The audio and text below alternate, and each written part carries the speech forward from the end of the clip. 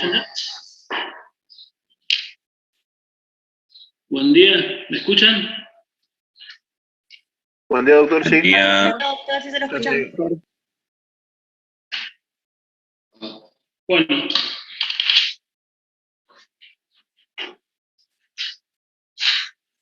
Estuvimos conversando las charlas anteriores con el doctor Vera, seguramente hablaron de endocarditis bacteriana, factores de riesgo y tratamiento de la hipertensión arterial en el consultorio. Hablamos de algunas valvulopatías, creo que hablamos de todas, las estenosis, insuficiencia aórtica, estenosis, insuficiencia pulmonar y mitral y tricuspidia. Así que, bueno, seguramente lo que no tocaron fueron las emergencias o la hipertensión arterial en de emergencia, eso no se desarrolló todavía. Se desarrolló, sí, para hacer emergencia. Tocaron ese tema también. Bueno, así que quedaría lo de cardiopatía isquémica, todo lo que tenga que ver con cardiopatía isquémica. Seguramente vamos a hablar de, bueno, cardiopatía isquémica y lo de disfunción miocárdica. Ahora vamos a comenzar con insuficiencia cardíaca.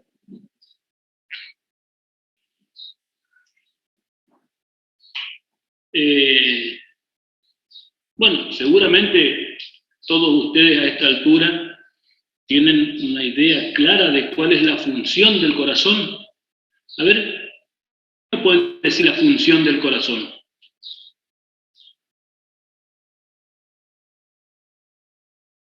¿Alguno que se... la sangre a todos los tejidos, mantener un volumen estable. ¿Qué es lo que hace el corazón?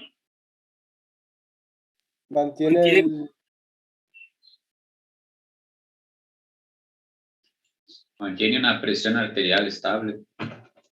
El corazón mantiene la presión arterial estable.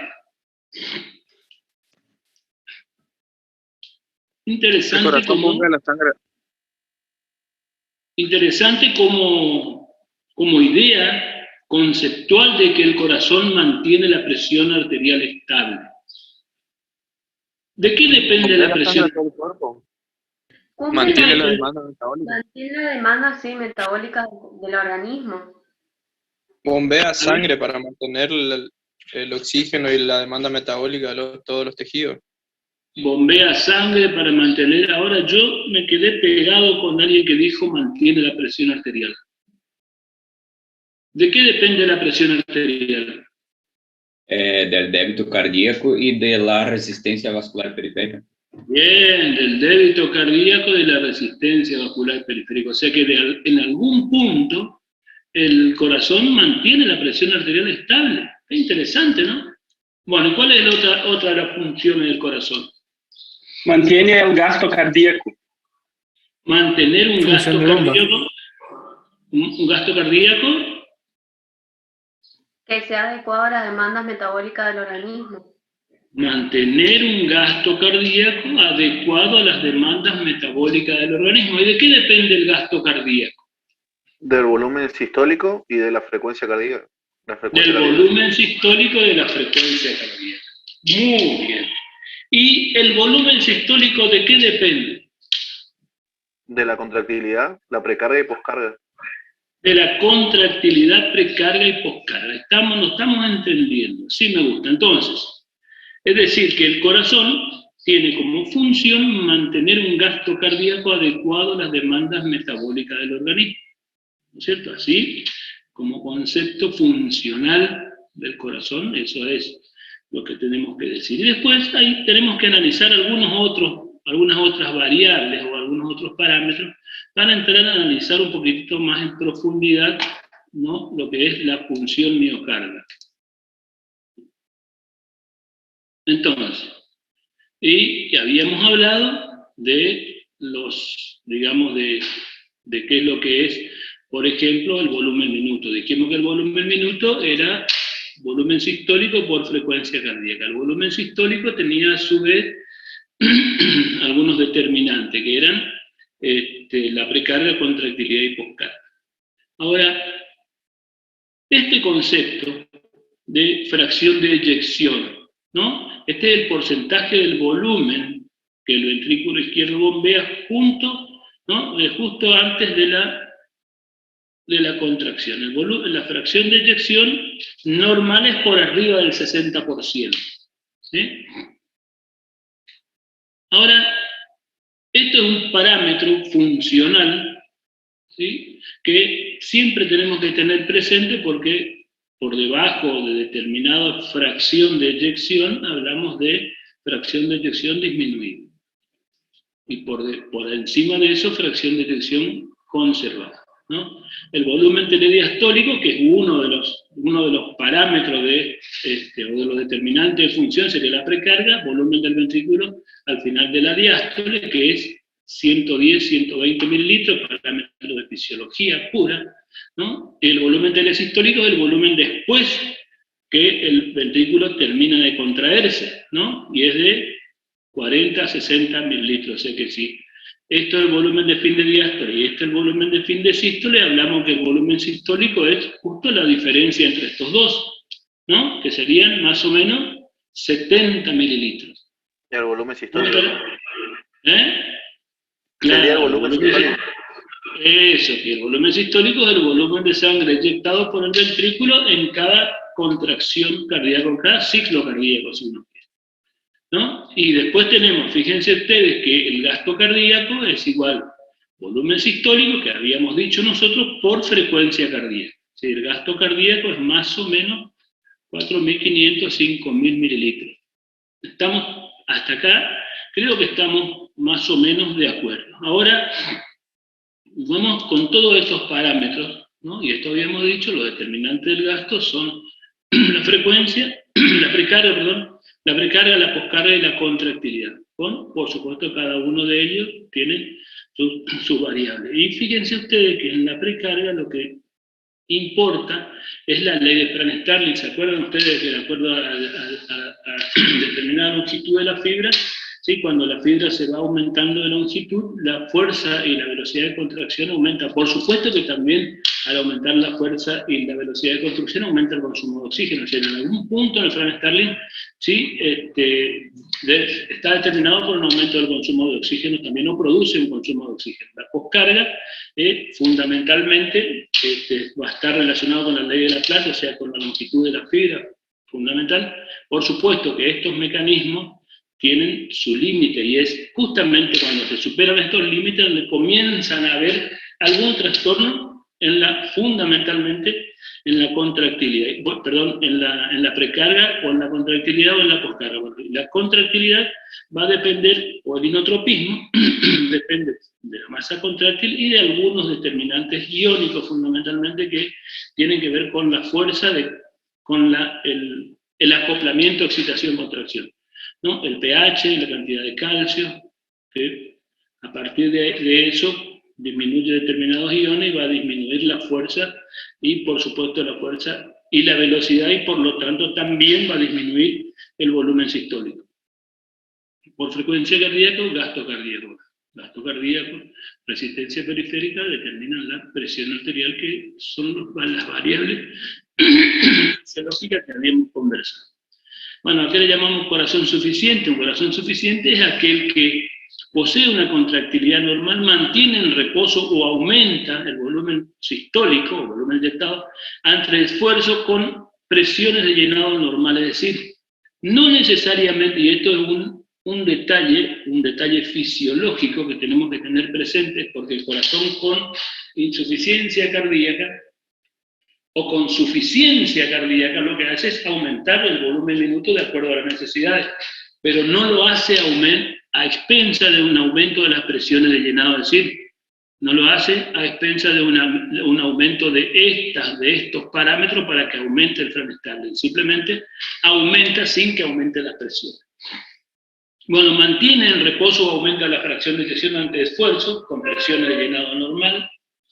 Conserva la capacidad de relajarse adecuadamente, otro de los parámetros funcionales del corazón sería o fisiológico, que sería la capacidad lucitrópico de relajación o de complacencia, y conserva la distensibilidad normal que está prácticamente directamente relacionado con la capacidad de relajarse. Y por supuesto que mantiene la capacidad de modificar la frecuencia. Así que un corazón normal o corazón suficiente cumple todas estas características. Si alguna de estas características falla, ya estamos hablando de que el corazón deja de ser suficiente, ¿no?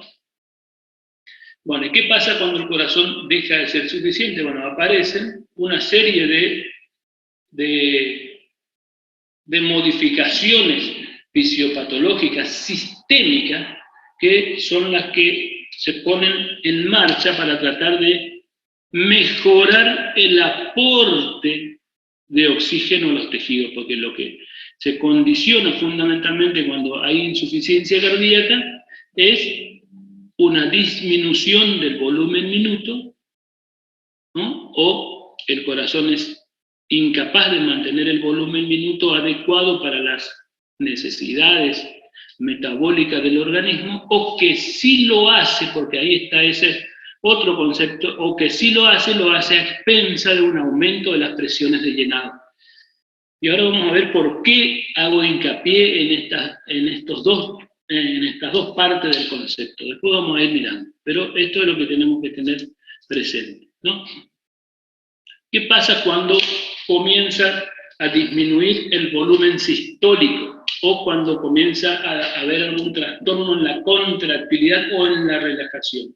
Y bueno, comienzan a desencadenarse distintos mecanismos fisiológicos para tratar de mantener ese volumen minuto adecuado. Y dentro de esos mecanismos que se ponen en marcha hay modificaciones endocrino-metabólicas que intentan compensar el déficit de volumen en los tejidos, ¿no? Y uno de los mecanismos es aumento de la catecolamina. Fíjense ustedes, aumento de la catecolamina. Ahí el sistema nervioso simpático, ¿no? Aumenta la adrenalina y la noradrenalina. ¿Qué es lo que va a producir en todo el organismo el aumento de las hormonas adrenérgicas? Van a producir aumento de la frecuencia cardíaca, taquicardia, y ya tratando, fíjense ustedes, de compensar el volumen minuto del volumen sistólico por frecuencia cardíaca. Es decir, si hay un trastorno en el volumen sistólico, aumenta la frecuencia cardíaca para tratar de mantener el volumen minuto. Primer mecanismo fisiopatológico, aumento de las catecolaminas. Pero ¿qué resulta? Que este aumento de la catecolamina no solo es, digamos que lo que produciría en aumento de la frecuencia cardíaca sería beneficioso porque aumentaría el aporte de sangre a los tejidos, oxígeno a los tejidos, produce, por estimulación de los receptores alfa, produce aumento de la resistencia periférica. Y si produce aumento de la resistencia periférica, le está cargando más a un ventrículo o a un corazón que tiene un trastorno de la contractilidad. Así que por un lado tiene un aspecto que es beneficioso, pero por otro lado tiene un aspecto que es perjudicial al sobrecargar, al aumentar la poscarga, fundamentalmente por aumento de la resistencia periférica, que eso es lo que pasa en las personas que tienen insuficiencia cardíaca. De hecho, ustedes van a ver que las personas que tienen insuficiencia cardíaca generalmente tienen la piel fría, frialdad cutánea, piel fría, retardo circulatorio, y esta piel fría con el retardo circulatorio, ¿qué signo le condiciona que aparece y que ustedes ya lo conocen? La cianosis. La cianosis periférica, exactamente. En este caso, cianosis periférica por retardo circulatorio. Aumenta la extracción periférica de oxígeno, se reduce más la hemoglobina y cambia de coloración, ¿no? Entonces, aumentos de las catecolaminas. Otro de los mecanismos neurohumorales y endocrino metabólico que se ponen en marcha en la insuficiencia cardíaca es el aumento de la hormona antidiurética. ¿Qué pasa?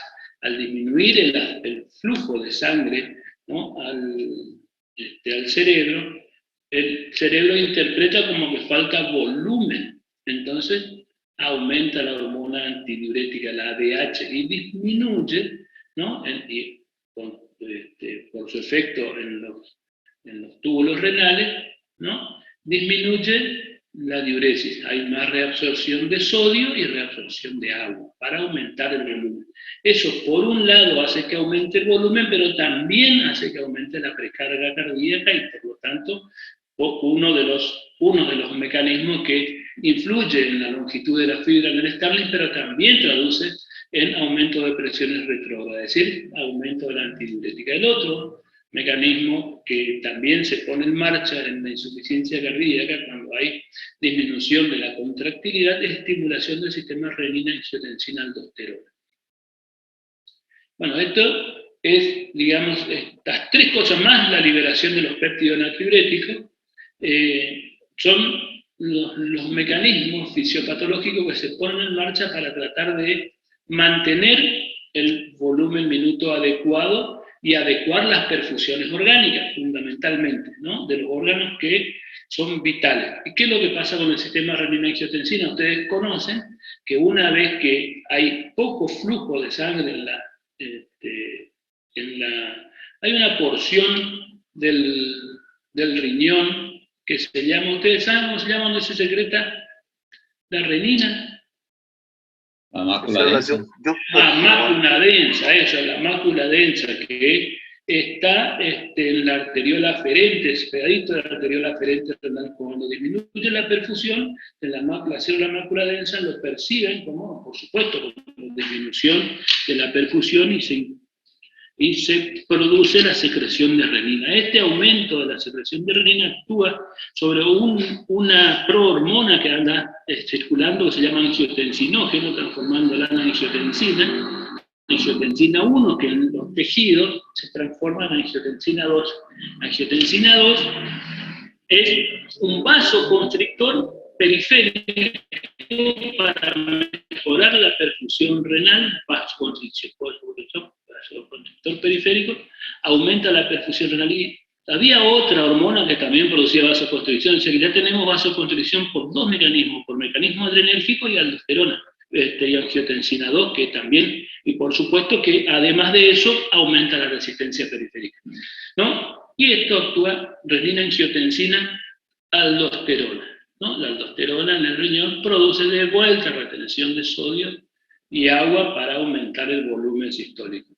Fíjense ustedes que acá, en estos tres mecanismos que nosotros estuvimos hablando, fisiopatológicos, que en principio en algún momento pueden llegar a ser útiles y beneficiosos, terminan siendo perjudiciales para el organismo, sobre todo la angiotensina 2 y la aldosterona, sobre todo la angiotensina 2, y el aumento de las catecolaminas, porque producen distintas manifestaciones de remodelado en los tejidos y más aún en el miocardio, y que terminan siendo peligrosos y perjudiciales, ¿no?, cuando esto se mantiene en el tiempo. Entonces, sistema renina-angiotensina-aldosterona, y que son los que, dijimos, retienen agua, líquido, y también, bueno, por supuesto que hacen retener sodio.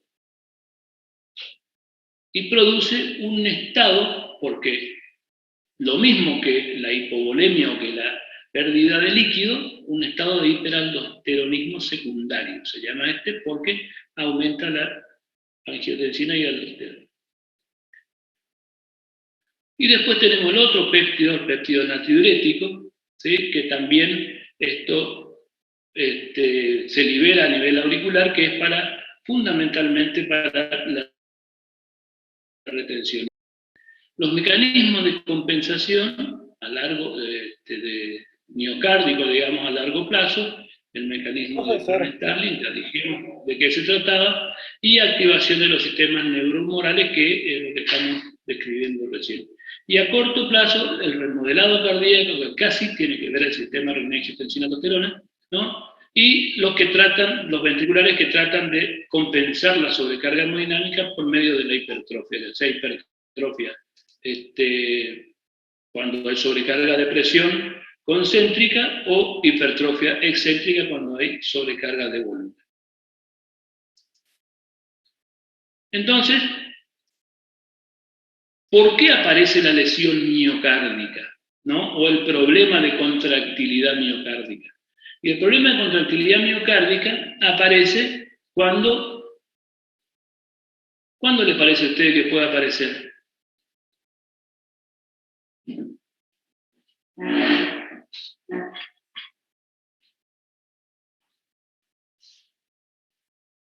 En muchas circunstancias fisiológicas. En muchas circunstancias fisiológicas, por ejemplo, Por ejemplo, la primera que se me ocurre ahora, así rápidamente, es, se tapa una arteria coronaria por un émbolo que apareció en algún lugar. ¿Qué va a pasar? Y se va a morir esa parte del miocardio y va a dejar de contraerse, por lo tanto la funcionalidad de ese ventrículo no va a ser lo mismo.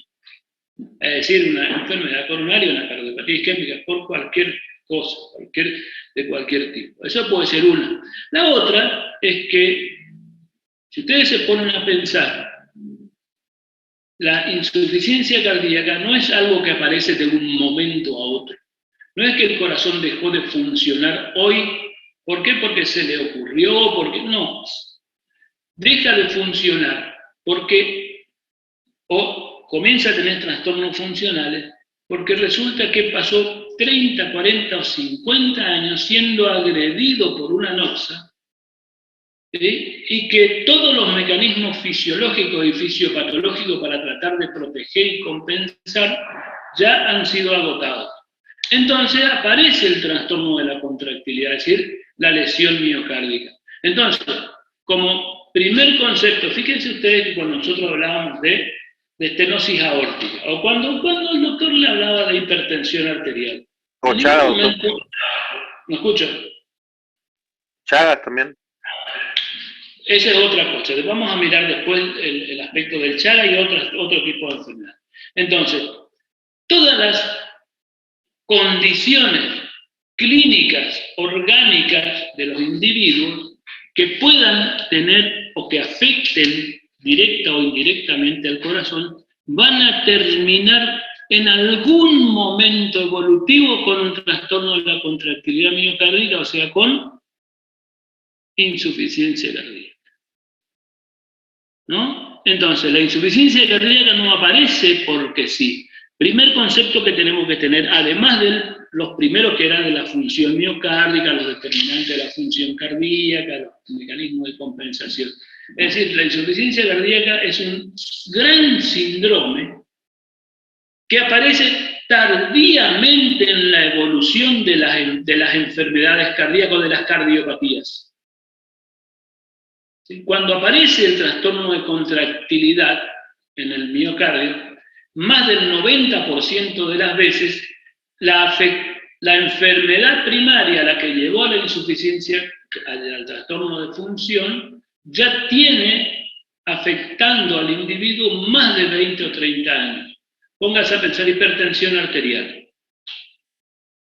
La complicación, acuérdense ustedes que cuando hacen diagnóstico de hipertensión arterial, lo primero que tienen que hacer una vez hecho el diagnóstico es evaluar afectación de órganos blancos. ¿Sí? Si ya tiene afectación de órganos. ¿Y cuáles son los órganos blancos? Y ni siquiera estamos hablando de, como vamos a ver más tarde, de insuficiencia cardíaca, pero también vamos a ver más tarde que algo tiene que ver con la insuficiencia cardíaca, ya la hipertensión arterial. Entonces, hacíamos diagnóstico de hipertensión arterial y evaluábamos afectación de órganos blancos.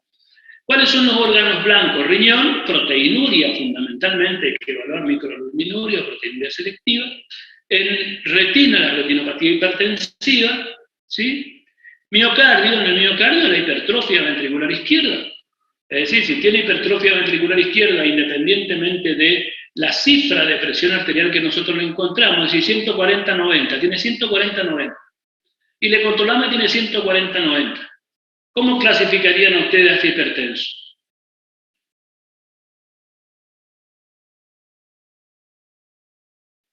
¿Hipertensión aislada? ¿Por qué aislada? Tiene 140-90. Hipertenso, estadio 1. Tipo 1. Estadio 1. Estadio 1. O un prehipertenso, si ustedes quieren. Prehipertenso o estadio 1, cualquiera de los dos, ¿no? Entonces, ¿cuál es la estrategia terapéutica? Y bueno, una droga o cambiar el estilo de vida. eso, hábitos saludables, o inculcarle hábitos saludables, ¿no? Y dieta, actividad física, consumo de alcohol, disminución del consumo de alcohol si lo consumía, menos de 30 gramos por día, actividad física por lo menos 180 minutos por semana, distribuido en 3 veces, la dieta, todo lo que ustedes conocen. Pero resulta que si en la evaluación cardiovascular tiene un índice de masa miocárdica más de 105 gramos por metro cuadrado, significa que tiene hipertrofia ventricular izquierda. Y si tiene hipertrofia ventricular izquierda, ese solo dato me dice a mí que tiene una hipertensión estadio 3, no estadio 2, no estadio 1 como habíamos hablado. Y la estrategia terapéutica es muy distinta. ¿Queda claro? Sí. O sea que ya tiene cardiopatía estructural por la hipertensión, ¿no? Bueno, entonces, acá, ¿y qué va a pasar si eso se trata mal? En 5, 6 o 10 años va a comenzar con algunos elementos clínicos que nos hacen pensar a nosotros que tiene este gran síndrome que estamos viendo. Entonces, cuando nosotros hablamos de insuficiencia cardíaca, estamos hablando que siempre hay una lesión miocárdica que de alguna manera produce un trastorno en la contractilidad o en la relajación, ¿sí? Y esto es producido por algún mecanismo o alguna enfermedad que afecta al corazón. Bueno, acá pusimos cardiopatía isquémica. Bueno, la cardiopatía isquémica aterosclerótica fundamentalmente está relacionado con lo que ustedes conocen como factores de riesgo para aterosclerosis, es decir, la dislipemia, la hipertensión arterial, el tabaco, los hábitos sedentarios, quedaría después, si ustedes quieren ponerle la obesidad, la edad y el sexo, y qué otra cosa se me pasó ahí para los factores de riesgo para enfermedad miocárdica. Bueno, eso va a producir una placa aterosclerótica que en algún punto o va a tapar porque se accidenta o va a tapar porque crece, cualquiera de las dos cosas, las placas estables o las placas inestables, que cuando se rompe, se ulcera o hay hemorragia, produce lo que nosotros conocemos como síndromes coronarios agudos. Entonces, y esto va a lesionar, ¿no? Va a lesionar al miocardio. ¿Y esto qué pasa? Produce un deficiente o una disminución del aporte de oxígeno a los tejidos, fundamentalmente. Fíjense ustedes qué pasa cuando hay disminución del aporte de oxígeno. Se activa el sistema, bueno, sistema que fundamentalmente neuromodales y antiinflamatorios. Eso va a producir, fíjense ustedes, aumenta la hipertrofia, la apoptosis y la fibrosis con más lesión. A esto le decía yo que en algún momento la activación de los sistemas fisiológicos para proteger al organismo o para tratar de compensar producen más daño, ¿no? Producen más daño y van empeorando la función. También la activación de estos sistemas para aumentar la presión de perfusión, y esto lo que produce es un aumento de la poscarga, también lo habíamos dicho recién, y con aumento de requerimiento de oxígeno a los tejidos, en un aumento de requerimiento de oxígeno y de consumo de oxígeno miocardio con un miocardio que está con trastorno de irrigación. Por supuesto que también esto produce retención hidrosalina con aumento de la precarga, ¿no? Y también, fíjense ustedes esto, el aumento de los péptidos natriuréticos con retención de hidrosalina, que también aumentan la precarga con aumento de las presiones de llenado y por lo tanto aumento del consumo miocárdico de oxígeno, un miocardio que sin duda habíamos dicho que tenía trastornos de irrigación. En los casos de la cardiopatía isquémica y en los otros casos funciona más o menos parecido, ¿no?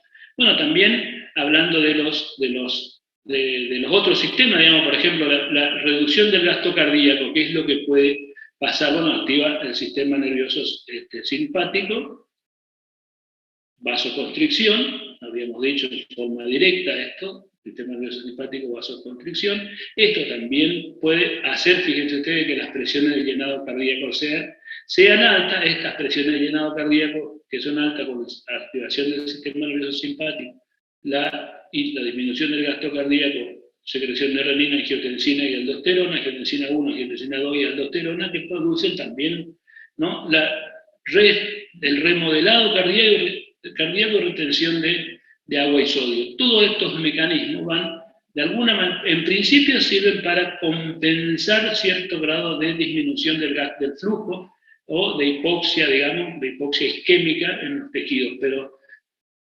mantenidos en el tiempo se transforman en mecanismos que aumentan y empeoran la función miocárdica con el tiempo, aumentan la disfunción. Entonces, más o menos ya tenemos una idea más o menos clara de los trastornos, de los mecanismos fisiopatológicos, de los mecanismos fisiológicos para mantener una perfusión sistémica y orgánica adecuada, y qué es lo que pasa cuando hay un trastorno en la contractilidad miocárdica. Entonces vamos a comenzar a hablar de la insuficiencia cardíaca como tal, digamos, ¿no? Como tal en el aspecto clínico. Todo lo que vimos ahora fue un aspecto fisiopatológico y fisiológico, ¿no? Desde el punto de vista clínico, es uno de los síndromes cardiovasculares que más interés ha despertado en las últimas décadas debido a su elevada prevalencia. Es decir, y ahora seguimos. Bueno, a los altos índices de hospitalización, invalidez y mortalidad, y a los enormes costos que ocasiona, está mal escrito, ocasiona, al sistema de salud, ¿no?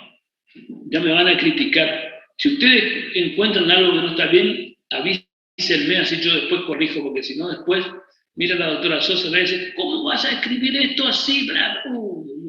Y me hace escribir así como le hacían a ustedes. A ver, escribí ocasiona, 100 veces ocasiona. Llenaba. Bueno. Entonces, para que yo aprenda a escribir bien. No sé si a ustedes les hace eso, antes les hacía hacer a todo. Bueno, les contaba puntos y escribían mal una palabra. Bueno, entonces, en un síndrome cardiovascular tiene mucha prevalencia y la prevalencia aumenta. Claro, dijimos que esto aparecía tardíamente en la evolución de las enfermedades del corazón, digamos, de las condiciones que afectan al corazón, de las condiciones clínicas y fisiológicas que afectan al corazón. Entonces no va a aparecer a los 20, a los 30 años, aparece generalmente después de los 50 años, ¿sí? Después de que el corazón ya no da, como que no da más, digamos, ¿no? Bueno, desde el punto de vista de conceptual, así tenemos que tener en presente que la incidencia de la insuficiencia cardíaca, por lo contrario de las otras cardiopatías, como por ejemplo las valvulopatías, salvo la estenosis aórtica degenerativa, que es la única que más o menos se mantiene, pero ha disminuido las valvulopatías por causas reumáticas, por ejemplo, prácticamente no la vemos más, muy poco. Conocemos bien los factores de riesgo para enfermedad coronaria, los factores de riesgo, y bueno, yo le había dicho hoy hipertensión, obesidad, dislipemia, hábito tabáquico, pero me olvidé de la diabetes, que de por sí es un factor de riesgo condicionante para la arteriosclerosis, y los síndromes metabólicos, que también son muy conocidos en la actualidad, que seguramente ustedes conocen de qué se trata los síndromes metabólicos, que también predisponen, son muy aterogénicos, digamos, ¿no? Y la aterosclerosis puede ocurrir en cualquier territorio del organismo. Entonces, la insuficiencia cardíaca es una de las entidades clínicas de los síndromes que no disminuye en la actualidad y al contrario está aumentando, por varias cosas. Primero, porque las otras cardiopatías prácticamente se están controlando, se controlan mucho los factores de riesgo. Segundo, porque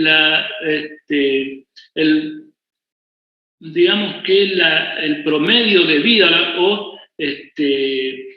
el promedio de edad para vivir en la actualidad aumenta. Nosotros hoy día el promedio etario de sobrevida son alrededor de los 70, 71 años, o sea que prácticamente la mayoría de las personas superan los 60 años y después de los 60 años casi se duplica por cada año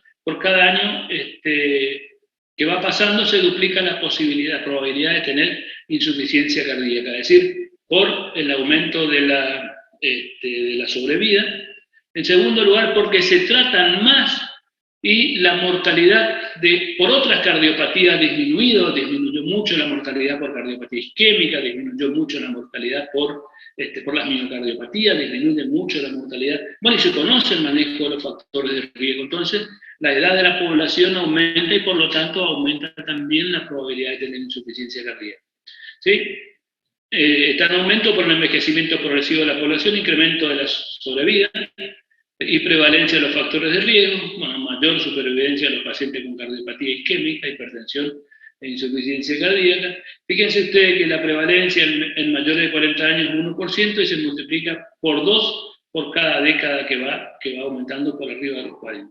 Bueno, es la tercera causa de muerte y la primera causa de ingreso hospitalario en las personas de más de 65 años, ¿no? Se estima que la tasa de reingreso puede ser superior al 50%, es decir, de cada 2 personas que ingresan a un hospital, el 50%, uno de ellos ingresa a los 3 meses del alta, y por supuesto que el pronóstico de ese que reingresa es peor del que no reingresa. Bueno, y el pronóstico, fíjense ustedes qué dato importante, el pronóstico en términos de supervivencia o sobrevida, es semejante a los procesos neoplásicos de mama, colon o próstata, es decir, que el diagnóstico de insuficiencia cardíaca como tal implica un pronóstico que no es bueno para la persona. De todas formas, para la tranquilidad de ustedes, yo siempre, cuando conversaba de este tema con ustedes, en las presenciales, yo creo que cuando nosotros tenemos el diagnóstico de insuficiencia cardíaca en una persona, la mayoría de las veces lo interpreto como un fracaso médico, o como un fracaso del sistema, o como un fracaso de las políticas de salud, pero algo fracasó. Porque significa que no supimos tratar la hipertensión arterial adecuadamente, no supimos tratar los factores de riesgo, la dislipemia, la hipercolesterolemia, el tabaco, los hábitos, algo no supimos para que se infartó.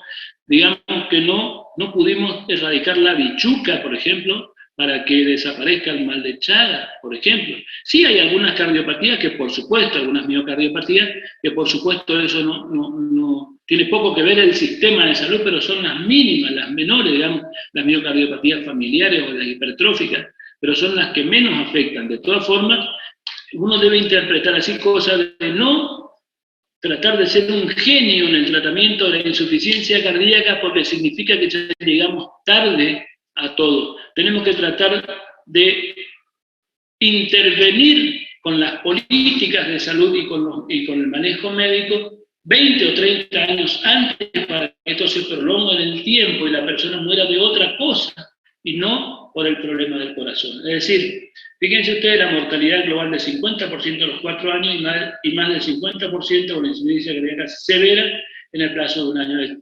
De todas formas, el pronóstico de un paciente con insuficiencia cardíaca hoy, de acuerdo a la clase funcional de reciente diagnóstico, nosotros vemos habitualmente que anda más de 10 años, y eso es importante. Distinto a lo que nosotros personalmente me ha tocado vivir, que los pacientes que hacíamos diagnóstico de insuficiencia cardíaca de la unidad coronaria, de cada 10, 7 morían en los próximos 2 o 3 años. Es decir, tenían una mortalidad muy alta antes, cuando el tratamiento no era el que nosotros manejamos ahora. Hoy día el manejo terapéutico y las opciones terapéuticas son muchas y además mejoran la calidad y la sobrevida de los pacientes. Bueno, también otro de los problemas que existen, ya habíamos visto uno, que la incidencia está aumentando, la prevalencia también, la tercera causa de muerte, el pronóstico es malo, tiene una mortalidad muy alta. Y bueno, y tiene un abordaje deficiente tanto desde el punto de vista diagnóstico como terapéutico, teniendo un enfoque preventivo, a eso me refería, ¿no es cierto?, de sus principales precursores: control de la hipertensión arterial, prevención y manejo de la cardiopatía isquémica, la diabetes, ¿no? Bueno, esto es clave porque el médico de familia se encuentra en una posición privilegiada para el seguimiento cercano de los pacientes con cardiopatía o insuficiencia cardíaca, ¿no? Y la prevención de la desestabilización y los ajustes terapéuticos a la medida de cada situación clínica. Es decir, uno cotidianamente puede hacer intervenciones y educación. Bueno, la insuficiencia cardíaca es un síndrome clínico complejo en el que convergen distintas cardiopatías: isquémica, valvulopatía, hipertensión arterial, enfermedades sistémicas. Las causas más frecuentes de insuficiencia cardíaca son la hipertensión arterial, la cardiopatía isquémica, es decir, la enfermedad coronaria, ¿no? Aunque cualquier causa, esto es, cualquier causa que altere de forma crónica la función cardíaca puede producir miocardiopatía. Por ejemplo, la valvulopatía, enfermedad del pericardio, de los grandes vasos, las mismísimas enfermedades del miocardio, como por ejemplo las carditis autoinmunes, las carditis reumáticas, ¿sí? También puede llegar a producir insuficiencia cardíaca. Bueno, las carditis postvirales, ¿no?, producen miocarditis y eso puede llegar a desencadenar insuficiencia cardíaca como tal. Y esto también es clave, es decir, el diagnóstico final no debe ser el de insuficiencia cardíaca. Tenemos que tratar, cuando hacemos diagnóstico de insuficiencia cardíaca, es el síndrome de insuficiencia cardíaca. Y como tal, tenemos que buscar qué es lo que deberíamos buscar de ese síndrome. A ver.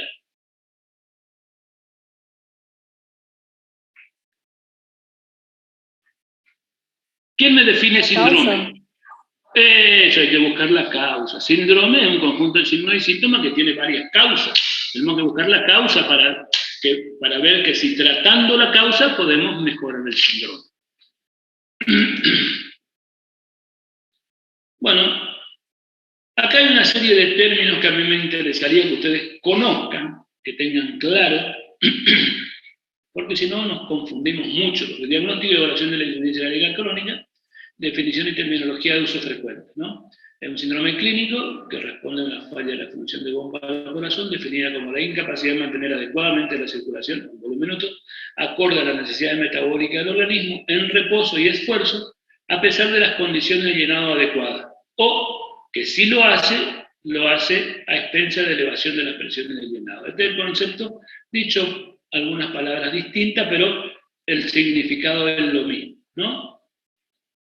La clasificación del American College sobre la base del daño estructural es útil para definir la insuficiencia cardíaca, ¿no?, en las cuales se pueden implementar conductas terapéuticas preventivas, y esto vamos a mirar ahora, en la población con alto riesgo de desarrollar insuficiencia cardíaca. Tal es el caso de los estadios A y B y los estadios C y D, que corresponden al síndrome clínico de insuficiencia cardíaca. Es decir, hay una clasificación desde el 2010, 2012 aproximadamente, que se intenta establecer y poner, digamos, para ponerlo en la palestra como para que tengamos presente, que es en base al daño estructural y en etapas de la insuficiencia cardíaca, ¿no? Y ahora vamos, dentro de 4 slides yo lo voy a recordar de nuevo.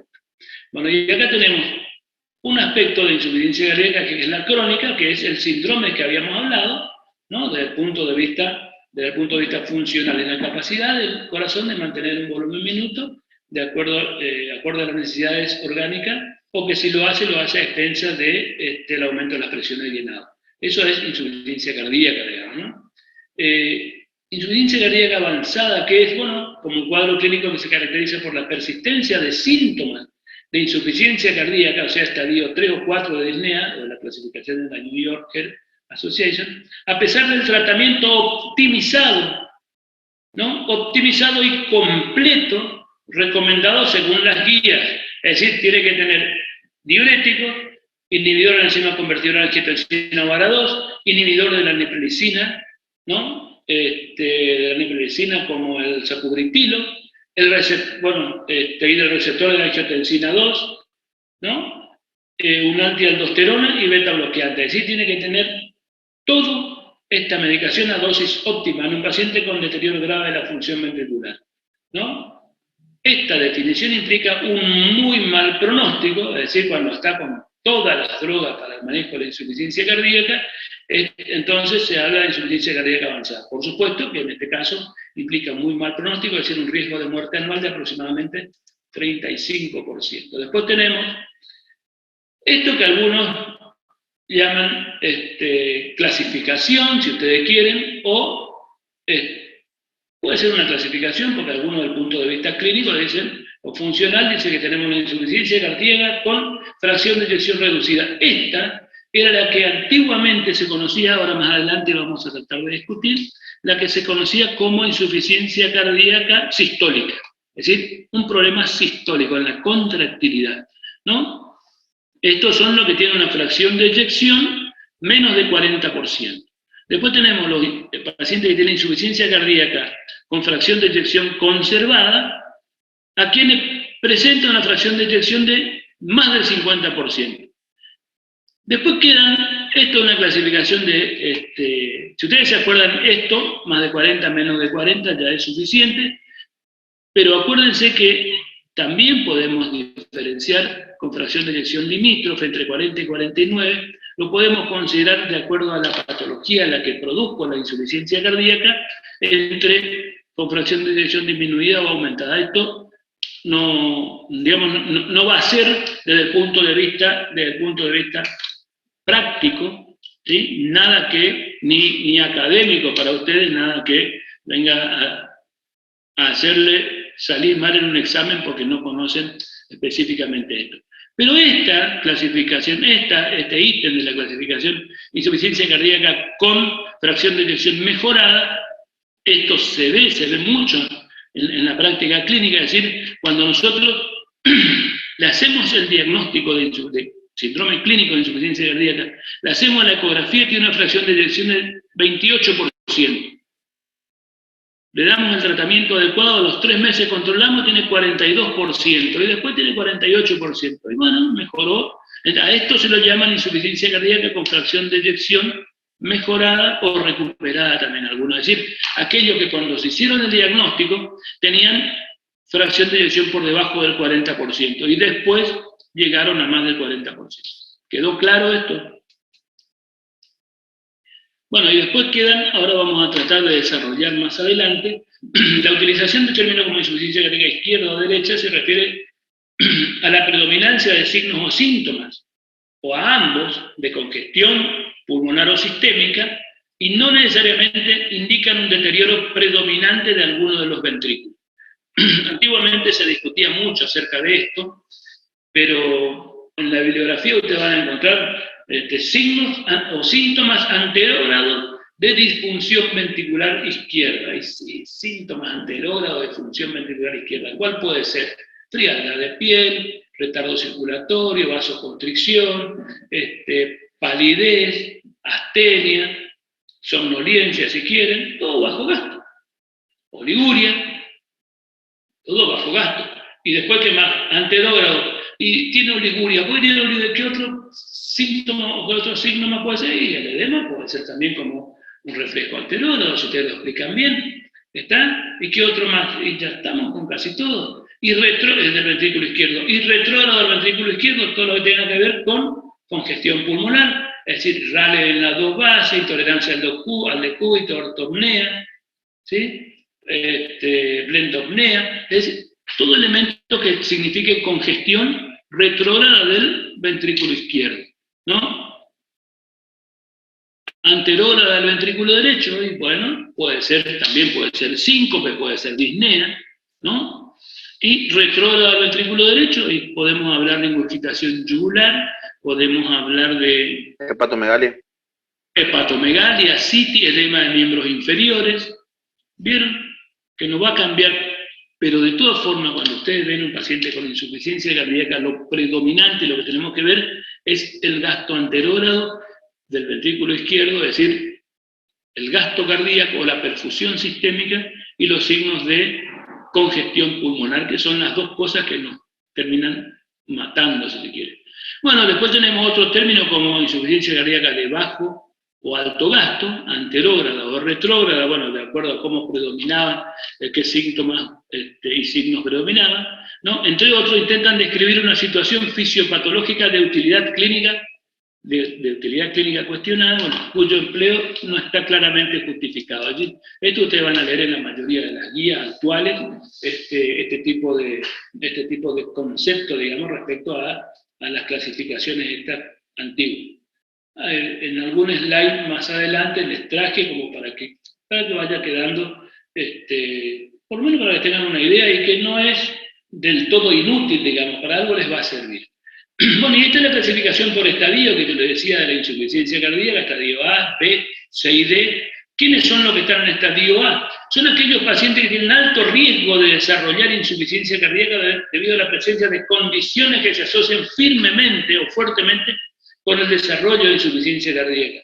Este acá no tiene cardiopatía estructural, no tiene signos y síntomas de insuficiencia cardíaca, pero tiene una condición clínica que puede afectar al miocardio y al corazón. ¿Está? Entonces, no se les ha identificado un trastorno estructural, si no tiene trastorno estructural o funcional ni miocárdico, ¿no? Y ni de las válvulas, y nunca han presentado signos y síntomas de insuficiencia cardíaca, pero tienen factores de riesgo. ¿Quiénes son estos? ¿Quiénes son estas personas? Los que tienen hipertensión arterial, hipercolesterolemia, síndrome metabólico, diabéticos, los que tienen obesidad, los tabaquistas, los que tienen hábitos no saludables de vida, esos son los que están en este estadio de insuficiencia cardíaca. Y hay que tratarlos ya y tratarlos bien con objetivos terapéuticos adecuados. El estadio B, ¿quiénes son los que están en el estadio B? Todavía no tienen signos y síntomas de insuficiencia cardíaca, pero tienen cardiopatía estructural, es decir, pacientes que han desarrollado una enfermedad estructural del corazón y que se asocia fuertemente con la insuficiencia cardíaca, pero no tienen signos y síntomas. ¿Y estos quiénes son? Y son aquellos que ustedes le hacen, ahí está lo que yo les decía anteriormente, lo que ustedes le hacen, tienen 40 años, tiene 140, 90 de presión, no está bien, pero tiene hipertrofia ventricular izquierda, no, ya tiene la cardiopatía estructural, no tiene signos y síntomas de insuficiencia cardíaca todavía. Aquel que tiene el soplo de estenosis aorta leve no tiene signos y síntomas, pero tiene cardiopatía estructural. Aquel que tiene, por ejemplo, un infartito de la cara inferior, tiene cardiopatía estructural, pero no tiene signos y síntomas de insuficiencia cardíaca. Es decir, ¿están entendiendo? Y entonces, y a este también hay que tratarle con mayor énfasis que a este, sin duda, ¿no? Para tratar de revertir esa condición. O sea que estadio A y estadio B no tienen signos y síntomas de insuficiencia cardíaca. El estadio A no tiene cardiopatía estructural, el estadio B sí tiene cardiopatía estructural. Y el estadio C, y este es el que nosotros conocemos como insuficiencia cardíaca, pero fíjense ustedes, de acá por lo menos 15 o 20 años, y de acá a acá otro tanto. Es decir, se nos pasó la tortuga, se nos escapó la tortuga. Bueno, ese es el único dicho que a mí me quedó de Maradona, que es interesante, porque sabemos qué es lo que va a pasar y dejamos, y aún así pasan las cosas. ¿No? Bueno, en el estadio C, pacientes que tienen o han tenido síntomas de insuficiencia cardíaca vinculados con un daño estructural del corazón. Es decir, tienen daño estructural y tienen signos y síntomas de insuficiencia cardíaca. Disculpen, yo hace casi una hora y algo que estoy hablando y no les pregunté nada todavía.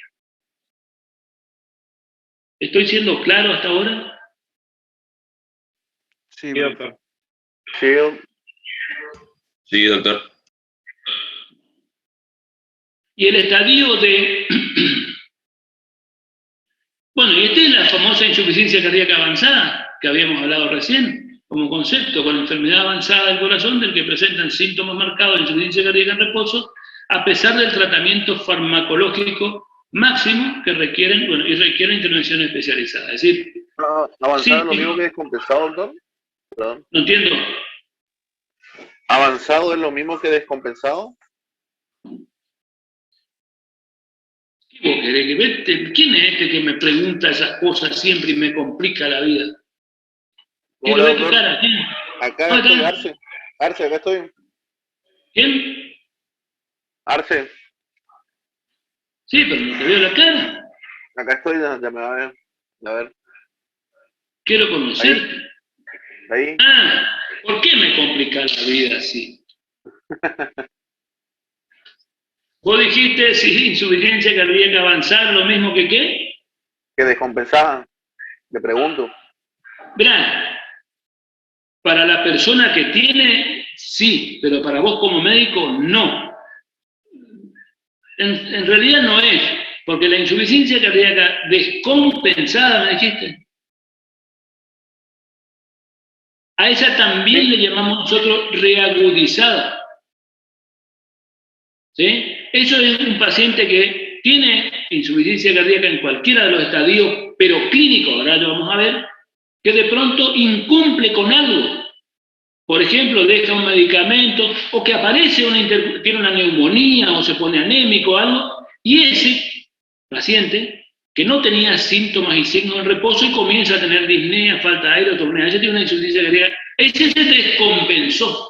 Ese vos podés sacar la causa de la descompensación y él va a volver a su estadio después, a su estadio o su clase funcional como estaba antes. Pero a este avanzado no. ¿Queda clara la diferencia? Sí, doc. Uno tiene una causa de la reagudización o la descompensación que tiene que tratarlo. El otro es la evolución natural de la cardiopatía. Entiendo, uno rompe la homeostasis de la compensación y se descompensa, digamos. Claro, ahora vamos a ir viendo, tratar de diferenciar enseguida. Vamos a ver si logramos que... O sea, profe, puede estar avanzada y descompensarse. Un paciente que tiene insuficiencia cardíaca avanzada, que está con todo y sigue con síntomas, de pronto tiene un sangrado digestivo y ese, claro que se va a descompensar por eso, además de tener insuficiencia avanzada. O si tiene una neumonía, le va a empeorar más todavía. ¿Sí? Es decir, la insuficiencia cardíaca avanzada son estadios tardíos finales de su cardiopatía. Los descompensados es porque hay una causa, una intercurrencia que si se puede mejorar, se mejora y el paciente regresa a su clase funcional después, aunque no es exactamente igual. Eso, todas las enfermedades crónicas, la EPOC, cualquier enfermedad crónica que hace una reagudización, ustedes le tratan y mejora bastante, pero siempre después de eso no es lo mismo que antes de hacer la reagudización. Bueno, esto es lo mismo, estadio A, B, C y D, ¿no? Estadio A, bueno, ya dijimos cuáles son las causas, cuáles pueden ser, ¿no? Factores de riesgo, ¿no? Y cómo se tratan en el estadio A. Bueno, control de los factores de riesgo cardiovascular, hipertensión, tabaco, dislipemia, enfermedad coronaria, evitar el consumo. Es decir, este es el tratamiento del estadio A, el tratamiento de la hipertensión arterial, ¿no? Dijimos que no tienen cardiopatía estructural, no tienen signos y síntomas de insuficiencia cardíaca, pero tienen una condición que puede llevarla a insuficiencia cardíaca. El estadio B tiene cardiopatía estructural, pero no tiene signos y síntomas de insuficiencia cardíaca, habíamos dicho, el infarto, disfunción sistólica del ventrículo izquierdo, enfermedad valvular, asintomática, el hipertenso con hipertrofia ventricular izquierda. Lo mismo, hay que intensificar el tratamiento anterior. Este es para un resumencito del manejo, digamos. Estadio C, tiene enfermedad estructural y tiene signos y síntomas de insuficiencia cardíaca. Bueno, el tratamiento, si ustedes se ponen a pensar fríamente, el tratamiento de y de este son iguales. Son muy, muy parecidos, ¿no? Y el estadio D, iguales indicaciones que el A, B y C, ¿no? Equipo de asistencia mecánica, trasplante cardíaco, tratamiento corinotrópico, ¿no? Por infusión o en forma intermitente. Ahora vamos a ver, visto todos estos aspectos, digamos, de la insuficiencia cardíaca, hasta ahora hablamos poco de cómo hacer el diagnóstico de insuficiencia cardíaca y qué hacemos una vez que hacemos el diagnóstico de insuficiencia cardíaca. Bueno, obviamente antes de hacer el diagnóstico ocurrieron todas estas cosas de las que estuvimos hablando, ¿no es cierto? De los factores de riesgo, de la hipertensión, de la dislipemia, del tabaco, de los hábitos sedentarios, ¿no? Los hábitos no saludables de vida. comienzan a aparecer, ¿no?, algunos síntomas. Ya vamos a ver cuáles son los síntomas que aparecen y a partir de los síntomas hacer diagnóstico de insuficiencia cardíaca. Por supuesto, una vez que hacemos el diagnóstico de insuficiencia cardíaca, tenemos que valorar la severidad y un pronóstico y determinar la causa, es decir, la etiología de esta insuficiencia cardíaca, ¿no? También evaluar la comorbilidad y los precipitantes de las reagudizaciones y a veces del comienzo de los síntomas.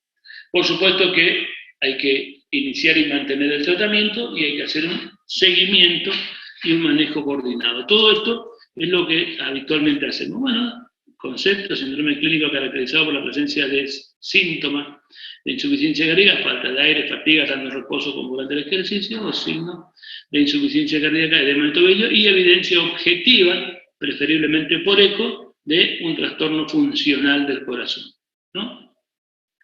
Bueno, hay casos dudosos, ¿no?, que a veces con el tratamiento nosotros podemos sacar. De todas formas, cada vez queda menos lo dudoso desde el punto de vista funcional, porque con la ecografía, con el eco, hoy día podemos hacer maravillas desde el punto de vista de mirar la función de la función miocárdica. Bueno, generalmente hay signos y síntomas y hay una alteración estructural, ¿no?, que es lo que podemos ver.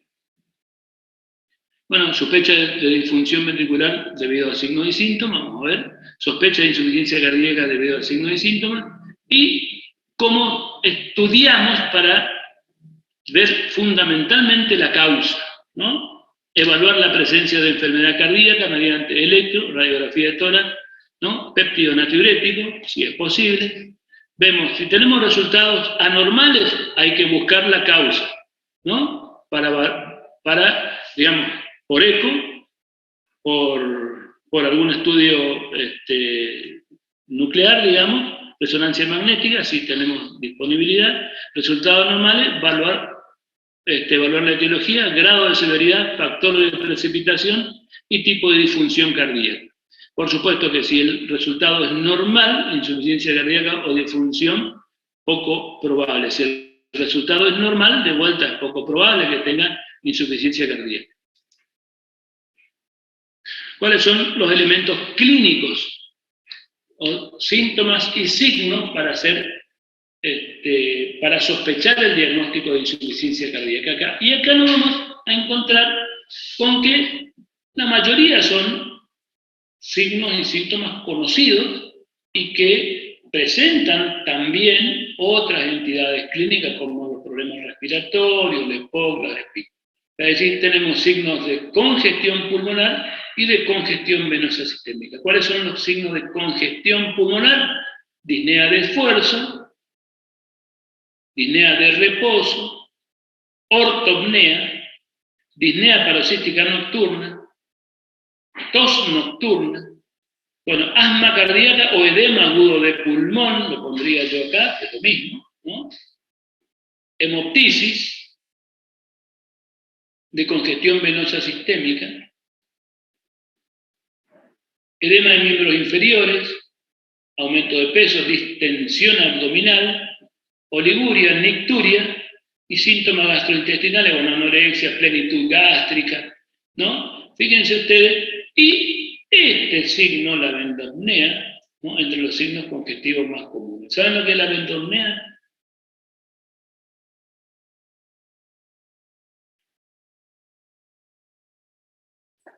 Falta de aire, inclinarse hacia frente, doctor. ¿Falta aire cuando qué? Inclina el cuerpo hacia frente. Fundamentalmente habla de falta de aire cuando se agacha a atar los cordones, que es el signo fundamental, ¿no? Que nos habla de congestión venosa, fundamental. Dice que es uno de los signos congestivos más comunes y que habla de congestión venosa sistémica. Bueno, de causa multifactorial y o un bajo gasto cardíaco, por ejemplo, podemos tener astenia, debilidad, fatiga, síncope o presíncope, desorientación, ansiedad y depresión. Fíjense ustedes, todos integrantes de bajo gasto cardíaco, ¿no? ¿Y con qué deberíamos diferenciar? Sobre todo la disnea, ¿se acuerdan? Cuando ustedes tenían que hablar de disnea, de causa respiratoria y causa cardíaca, diagnóstico diferencial, ¿no? La historia de la disnea en la EPOC es larga y recurrente, en la insuficiencia cardíaca tiene menos tiempo evolutivo y es más progresiva, ¿no? La ocultación pulmonar se escucha ronco y sibilancia, en la insuficiencia cardíaca crepitante. Acuérdense ustedes que el aumento de la presión de fin de diástole del ventrículo izquierdo por trastorno de contractilidad o por aumento del volumen de fin de diástole, cualquiera de las dos, aumenta la presión de fin de diástole, aumenta la presión auricular y aumenta la presión capilar pulmonar. Ese aumento de la presión capilar pulmonar por arriba de 17 milímetros de mercurio hace que aumente la extravasación de líquido de los capilares y comience a aumentar el drenaje linfático hasta que llega a 25 milímetros de mercurio. Con 25 milímetros de mercurio el bombeo linfático no alcanza para sacar todo lo que queda en el intersticio, entonces le comienza a acumular más en el intersticio, más espesor de la pared dentro del alveolo y comienza a colapsar el alveolo. Y eso es lo que denominamos edema agudo del pulmón, pero cuando aparece todo esto también hay un trastorno de la oxigenación arterial, que eso es fundamentalmente el concepto que debe quedar. Por ahí parece que dije muy rápido, ¿no? Pero supongo que habrá, porque no es la primera vez que lo digo, por eso lo digo así. Ya lo dije varias veces. ¿Fue quedando claro lo que estoy diciendo o no? Sí, doctor. ¿Sí? Bueno, entonces seguimos. Entonces, la ocultación en el paciente con problemas respiratorios con EPOC, la ocultación pulmonar, broncosibilancia, y en la insuficiencia cardíaca crepitante, justamente por el aumento del espesor de las paredes alveolares. La ocultación cardíaca, podemos escuchar como hipofonético los ruidos cardíacos, mientras que en la insuficiencia cardíaca podemos escuchar un tercer ruido, fundamentalmente, o un cuarto ruido. ¿No? El tercer ruido, cuando hay un tercer ruido, significa que hay un trastorno sistólico, seguro, ¿no? Y cuando hay un cuarto ruido, también significa que hay un trastorno de contractilidad, ¿no? Puede ser, y cuando la frecuencia cardíaca está por arriba de 100 por minutos, y hay un tercer ruido, ¿qué es lo que escuchamos? Escuchamos una cadencia de galope.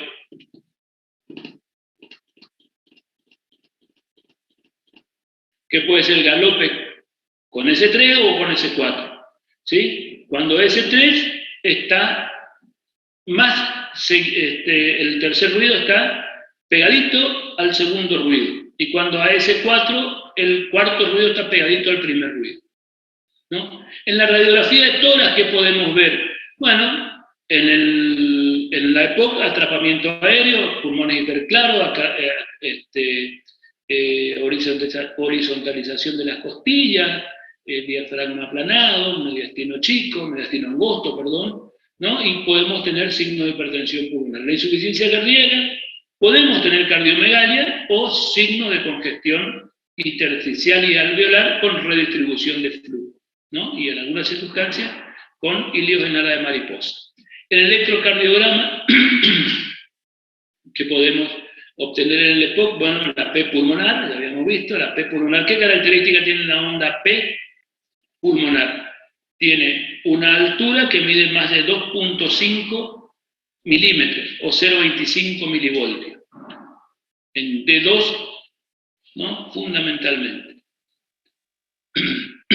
La P pulmonar, signo de sobrecarga de cavidad derecha, ¿no? O bloqueo completo de rama derecha. Y en la insuficiencia cardíaca, signo de hipertrofia, Q de isquemia o de infarto, necrosis, bloqueo de rama izquierda o fibrilación auricular en la insuficiencia cardíaca. Esto por ahí no es exactamente así, pero es lo que más nos aproxima al diagnóstico. Bueno, en la espirometría, la EPOC, un patrón obstructivo, y en la insuficiencia cardíaca puede ser normal o una restricción leve de acuerdo al momento evolutivo.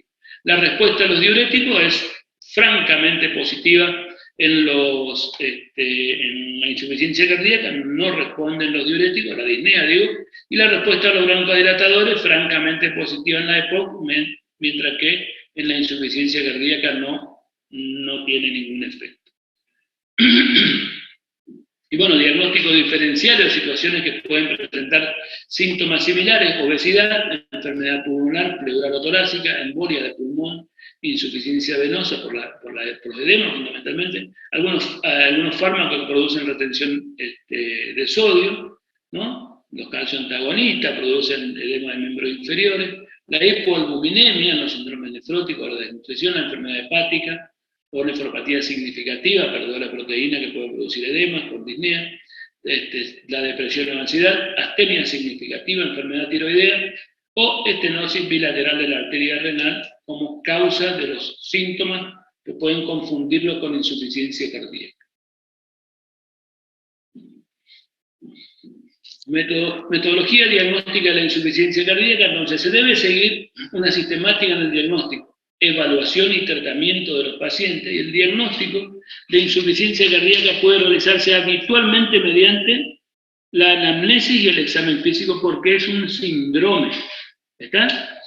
Mediante la anamnesis y el examen físico ya podemos tener una idea clara que el paciente tiene insuficiencia cardíaca. Bueno, y pensando en la etiología, dijimos que la causa más frecuente es la enfermedad coronaria, con la consiguiente disfunción miocárdica que es capaz de provocar por los infartos, ¿no? Las miocardiopatías hipertróficas o las miocardiopatías familiares, también las valvulopatías, habíamos dicho que las enfermedades valvulares pueden producir, las cardiopatías congénitas siguen en orden de frecuencia. Bueno, queda acá la miocardiopatía alcohólica, que es una causa relativamente frecuente también, o las tóxicas, ¿no? Miocardiopatía por plomo o alcohólica, que también pueden producir insuficiencia cardíaca. En nuestro país, la enfermedad de Chagas todavía ocupa un lugar importante dentro de las causas, sería parasitaria en este caso, o infecciosa, ¿no? Como causa de insuficiencia cardíaca. Bueno, los pacientes con miocardiopatía dilatada idiopática, así que no se encuentra la causa, de evaluarse la historia familiar, ¿no? Hay una miocardiopatía dilatada familiar que se ven, es muy frecuente ver, para establecer el diagnóstico de miocardiopatía familiar, ¿sí?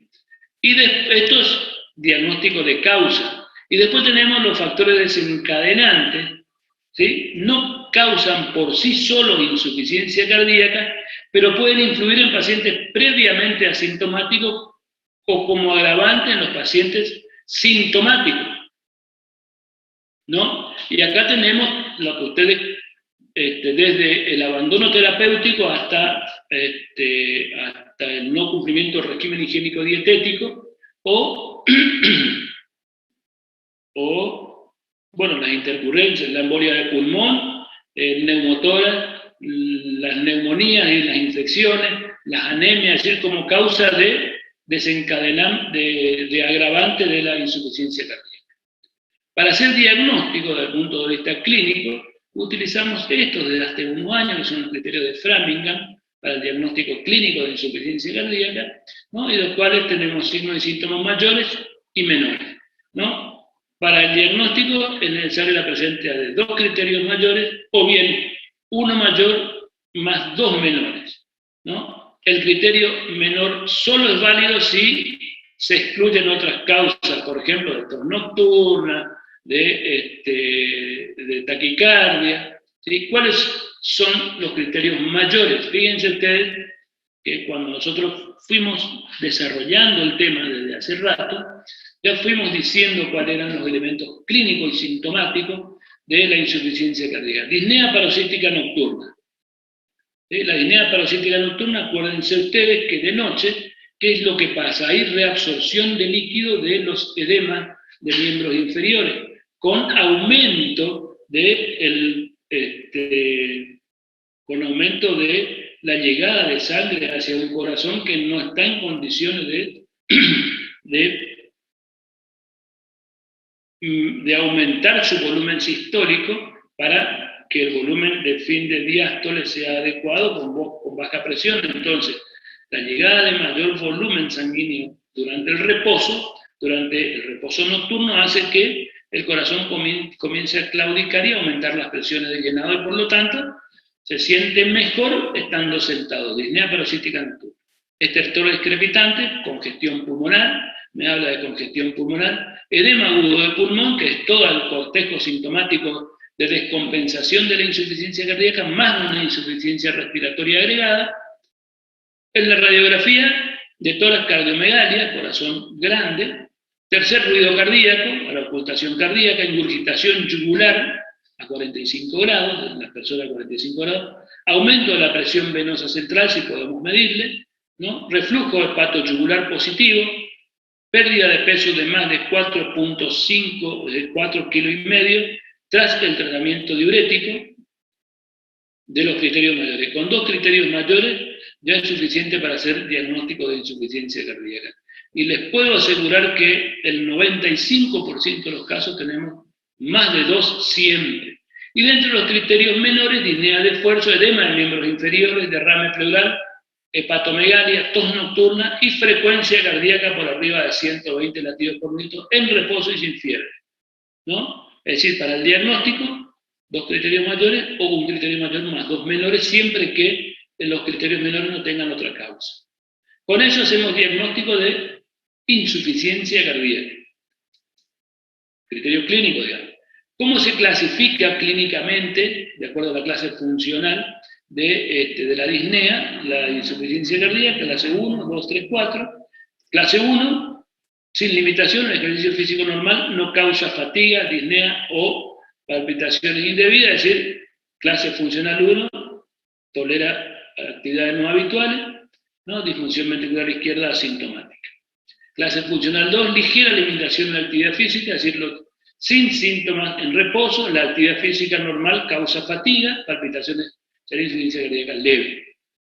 Estadio 3, limitación marcada de la actividad física, sin síntomas en reposo, cualquier actividad física provoca aparición de los síntomas, insuficiencia cardíaca moderada y grave, estadio 4, de disnea también, o de insuficiencia cardíaca, incapacidad de realizar actividad física. Los síntomas de insuficiencia cardíaca están presentes incluso en reposo y aumentan con cualquier actividad. Es decir, clase funcional 1, la actividad física habitual no le causa disnea. Clase funcional 2, la actividad física habitual le da disnea leve. Clase funcional 3, tiene disnea a los mínimos esfuerzos. Clase funcional 4, o insuficiencia cardíaca grave, disnea aún en reposo. Ya habíamos visto esto, y como ya dijimos que desde el punto de vista clínico, como hacíamos diagnóstico, y ahora tenemos que buscar las causas o metodología de estudio. ¿Para qué solicitamos los estudios en un paciente que hacemos diagnóstico de insuficiencia cardíaca? Podemos solicitar los estudios para 2 cosas: para establecer la causa de la insuficiencia cardíaca y para establecer, y acá viene lo que me preguntaba hoy Arce, ¿no? Para establecer la causa de la reagudización o de la descompensación, ¿no? Para esas 2 cosas podemos buscar. ¿Y qué podemos encontrar, ¿no? En la insuficiencia cardíaca, por ejemplo, en el electrocardiograma. Todos los pacientes con insuficiencia cardíaca tenemos que hacer un electrocardiograma, y los hallazgos que podemos encontrar son taquicardia sinusal en un paciente con insuficiencia cardíaca es decir, de reciente diagnóstico y sin tratamiento, o descompensado en la frecuencia cardíaca está elevada. Fibrilación auricular en los pacientes que tienen sobre todo insuficiencia cardíaca en estadios avanzados. Extrasístoles ventriculares cuando tienen miocardiopatía dilatada o cuando tienen enfermedad coronaria o evento isquémico. Trastorno de conducción auriculoventricular. Bloqueo completo de rama izquierda, ¿no? El bloqueo completo de rama izquierda, en líneas generales, me habla de que hay una cardiopatía. Ya habíamos dicho esto, en líneas generales esta cardiopatía está relacionada con la hipertrofia ventricular izquierda, ¿sí? O con todas las alteraciones miocárdicas que produzcan sobrecarga de presión en ventrículo izquierdo. También podemos encontrar crecimiento de aurícula izquierda o aurícula derecha desde el punto de vista electrocardiográfico, que esto sin duda que ustedes ya lo deben tener idea por lo menos de qué se trata. Alteraciones del ST y la onda T por isquemia en algunas circunstancias.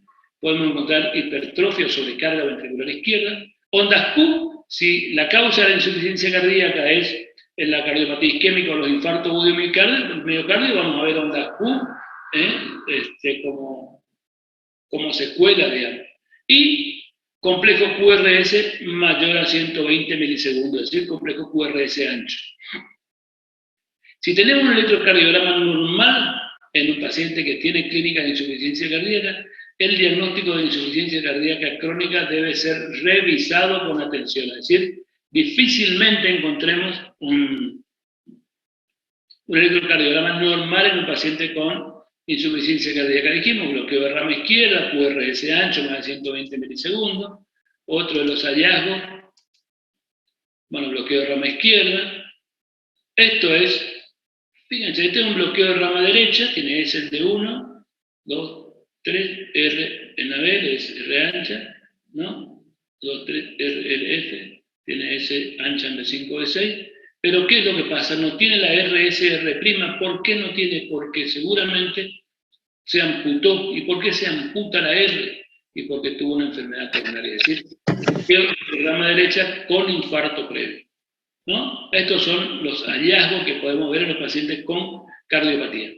La longitud, es decir, esto, complejo QRS más de 120 milisegundos, es clave, es importante porque una de las estrategias terapéuticas en la actualidad es lo que se llama resincronización miocárdica, ¿sí? Y ocurre cuando, y es una estrategia válida y mejoran los síntomas de la insuficiencia cardíaca en los pacientes que tienen insuficiencia cardíaca, ¿cómo era que dijimos anteriormente? Refractaria, terminal, insuficiencia cardíaca avanzada. Descompensado. No, descompensada no, insuficiencia cardíaca avanzada. Eso, insuficiencia cardíaca. No me mientan, insuficiencia cardíaca avanzada, yo le pregunto a ver si están alerta. Insuficiencia cardíaca avanzada con QR, es decir, que a pesar de estar con todas las drogas dosis plena, sigue con síntomas y tiene un bloqueo, en el electrocardiograma tiene un bloqueo completo de rama izquierda con un QRS más de 120 milisegundos. Esos pacientes se suelen beneficiar desde el punto de vista diagnóstico con un resincronizador miocárdico. Después vamos a ver de qué se trata. La radiografía de tórax.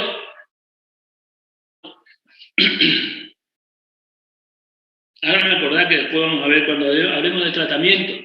La próxima clase es tratamiento de insuficiencia cardíaca e insuficiencia cardíaca descompensada. Bueno, otro de los estudios complementarios no invasivos, electrocardiograma, radiografía de tórax, ¿no? Podemos ver cardiomegalia, crecimiento de cavidades, signos de congestión pulmonar y grado de la misma.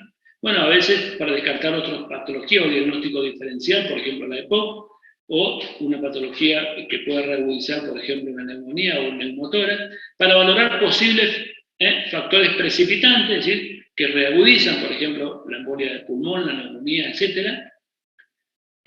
Siempre en la valoración inicial y si existe empeoramiento inexplicado para ver cuál es la causa, ¿no? Valor predictivo si tiene síntomas, síntomas y signos característicos y un electrocardiograma anormal, ¿no? Sirve para confirmar el diagnóstico y algunas veces la causa de la reagudización. Bueno, signos radiológicos de congestión, ¿no? Signos de hipertensión venocapilar, dilatación de las venas pulmonares, redistribución de flujo, puede ser en hasta el cielo o en la mariposa, también más conocido. Signos de hipertensión arterial pulmonar, dilatación de las ramas principales de la arteria pulmonar, la pulmonar inferior derecha, más de 1 centímetro en las mujeres, por ejemplo. Bueno, y después los signos de congestión, líneas septales Bedekerle, engrosamiento de la cisura, derrame subpleural, edema perivascular y edema peribronquial. Y edema alveolar, bueno, patrón alveolar en alas de mariposa, cuando vemos toda la congestión, y patrón alveolar con una distribución atípica en algunas circunstancias.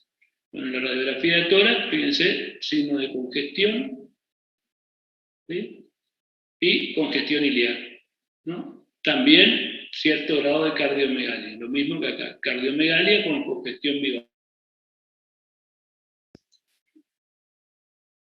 Otros estudios complementarios que se solicitan, ¿no? Puede ser un hemograma. Los estudios complementarios, los de laboratorio, prácticamente el único que se suele solicitar para diagnóstico de insuficiencia cardíaca son los péptidos natriuréticos, o el ProBNP, o el BNP, cualquiera de los dos. Pero para el resto de los estudios complementarios, fundamentalmente para ver la causa de la causa de la reagudización en los casos reagudizados, o para ver la afectación sistémica por la insuficiencia cardíaca, ¿no? Entonces podemos ver, bueno, desde el punto de vista del laboratorio, la creatinina. ¿Qué me dice la creatinina? Que hay un trastorno de perfusión renal por la insuficiencia cardíaca, o en el caso del sodio y el potasio, como complicación del tratamiento diurético o de algunas drogas que producen hipercalemia, como por ejemplo los IECA. La función hepática también por la isquemia, por una hepatitis isquémica. La glucemia, que puede ser una de las causas que lleva tardíamente a la insuficiencia cardíaca en los pacientes diabéticos, la dislipemia.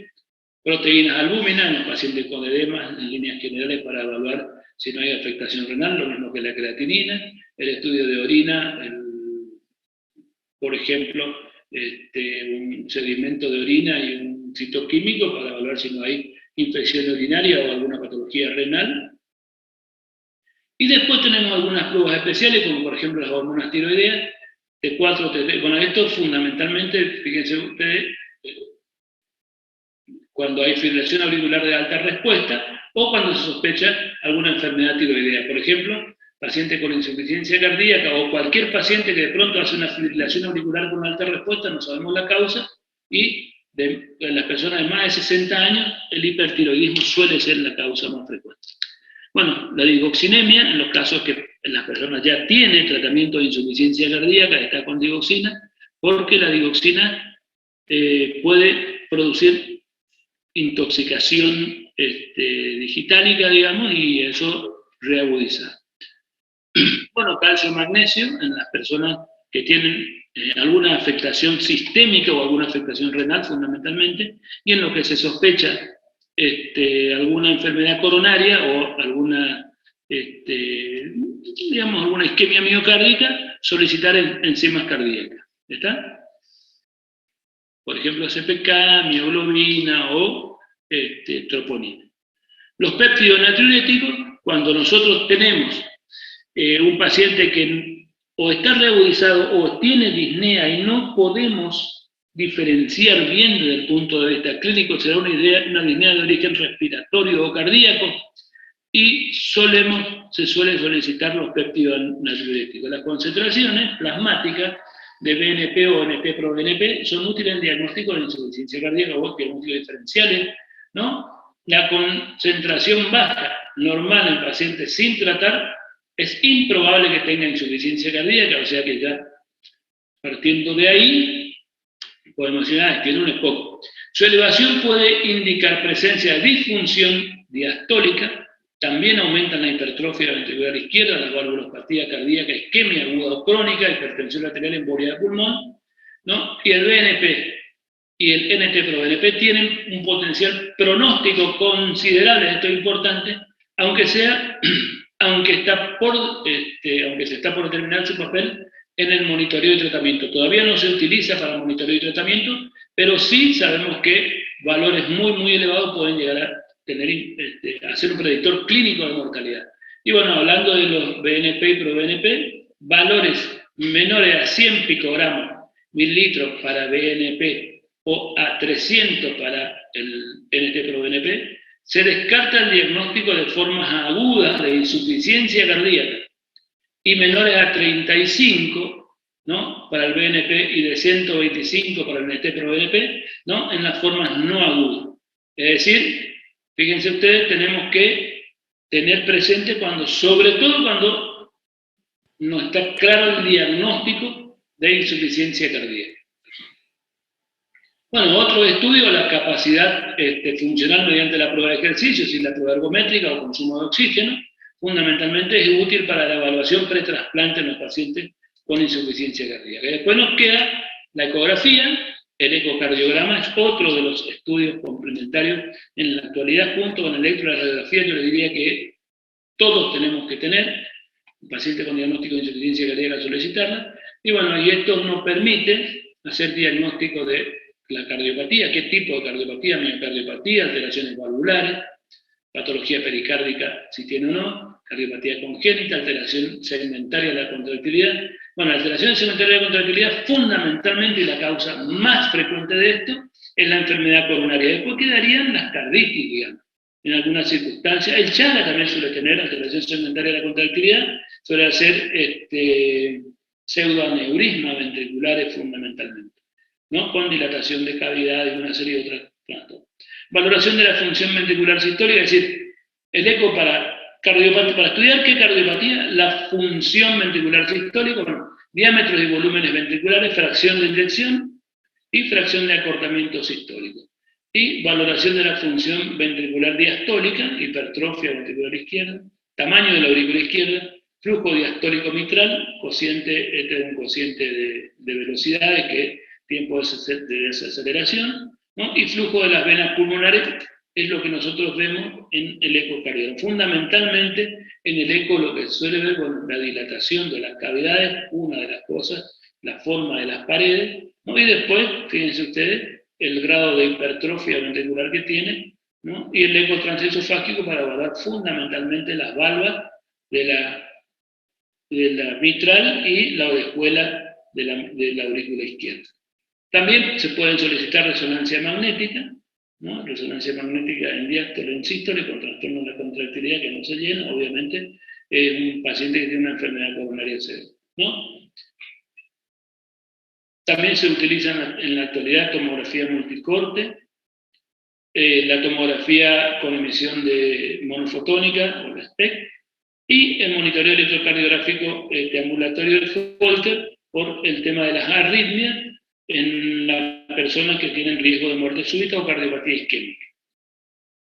Bueno, el eco, entonces, resumiendo, podemos decir que es sin duda la prueba diagnóstica de mayor valor aislado en pacientes con insuficiencia cardíaca, y su utilización debe ser rutinaria en la evaluación inicial y el seguimiento, en la evaluación inicial y el seguimiento, ¿no? Tanto para pacientes que cambian de situación clínica como para quienes reciben tratamiento. Es decir, para el diagnóstico inicial, la causa, fracción de eyección, y en pacientes que cambian de situación clínica para ver qué cambió desde el punto de vista de la función contráctil del corazón. Bueno, y después cuando hablamos de esto, dijimos que la hipertrofia ventricular izquierda, una masa de más de 95 gramos por metro cuadrado en la mujer y más de 115 en el hombre, habla de hipertrofia, y esto nos va a dar una idea de cuál fue la cardiopatía que le llevó a la insuficiencia cardíaca. Y obviamente la fracción de eyección y de los volúmenes ventriculares, preferentemente obtenida, bueno, en los cálculos biplanares, es un parámetro fiable de la motilidad parietal, ¿no? De la evaluación de la función, de la función ventricular sistólica. Bueno, y después el análisis de la movilidad o la sinergia de contracción para ver o sospechar cardiopatía isquémica. Y después, bueno, el eco también nos permite la determinación hemodinámica no invasiva, la determinación del volumen minuto cardíaco, presiones de llenado ventricular y presiones de llenado pulmonar. Presiones de llenado ventricular, esto es presiones de fin de diástole, y presiones de llenado pulmonar, hasta podemos medir la presión capilar pulmonar, y si podemos medir la presión capilar pulmonar, estamos haciendo mediciones hemodinámicas, y a partir de ahí, acuérdense ustedes, que por eso yo les decía que hoy prácticamente nos quedan muchas dudas en los pacientes con diagnóstico dudoso de insuficiencia cardíaca, porque se puede medir la presión de fin de diástole del ventrículo izquierdo, y a partir de ahí tiene más de 25, y por más que tenga una radiografía tiene una presión de diástole aumentada, de fin de diástole aumentada, y ese parámetro fisiológico me dice que tiene insuficiencia cardíaca. Ni siquiera la fracción de eyección me dice que tiene insuficiencia cardíaca, sino que el aumento de la presión de fin de diástole. Bueno, otras pruebas adicionales que se suelen solicitar pueden ser no invasivas o invasivas. Dentro de no invasiva, la resonancia magnética, ¿no? Apropiada para detectar defectos congénitos, masas tumorales o enfermedad valvular pericárdica, la ventriculografía isotópica, la función pulmonar tiene poco valor en el diagnóstico de insuficiencia cardíaca, excepto para descartar patología respiratoria, y después la prueba ergométrica, la prueba de esfuerzo aplicable para valorar una valoración funcional y prescripción del tratamiento y una estratificación pronóstica. De las invasivas, el cateterismo cardíaco, útil para determinar causas de enfermedad y obtener información acerca del pronóstico. Bueno, el Holter, ¿no? Otras pruebas de valoración neuroendocrina no están recomendadas rutinariamente, pero el Holter poco valor, útil en pacientes con insuficiencia cardíaca congestiva y síntomas sugestivos de arritmia. Es decir, esto sí, para evaluar eso, fundamentalmente.